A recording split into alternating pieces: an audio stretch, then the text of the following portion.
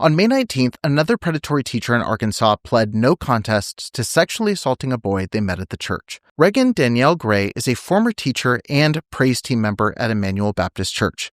According to a report by ABC News, the victim's parents discovered a series of highly inappropriate texts and Snapchat messages between Gray and their child, which they reported to the church leadership.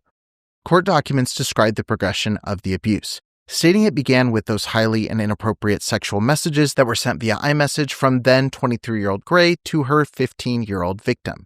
And it progressed to Gray sending daily naked photographs of her breasts, vagina, and buttocks to John Doe through Snapchat. It progressed eventually to 5 to 10 occurrences of physical sexual assault, which resulted in John Doe suffering catastrophic, significant, and permanent injuries due to the sexual abuse and sexual assaults he endured on Emmanuel's grounds. John Doe's suffering included full-body panic attacks characterized by complete physical immobility, a drop in his heart rate, and muscle tension. To make matters worse, when Pastor Stephen Smith was made aware of this abuse, he allegedly took Gray out of ministry for a week to a month-long period. Stephen Smith also assigned his own wife, Ashley, to be Gray's accountability partner. Shortly after being taken out of ministry, Gray told Stephen Smith how depressed she was not being able to serve the children at Emmanuel. Stephen Smith then allowed Gray to go back into student ministry.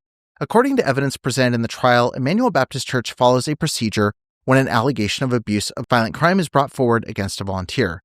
The Emmanuel Safe Sanctuary Committee decides after an internal investigation if the person in question is allowed to continue volunteering or not. I suppose it should come as no surprise to anyone when I say that ABC News reported that Emmanuel Baptist is also currently involved in 2 ongoing lawsuits alleging the church engaged in the cover-up of sexual abuse.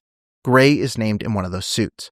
On March 28, 2024, Pastor Stephen Smith resigned after deacons drafted a letter accusing him of mishandling abuse in other cases. His resignation came just a few months after the pastor had held a board meeting to discuss how to address child sexual abuse investigations.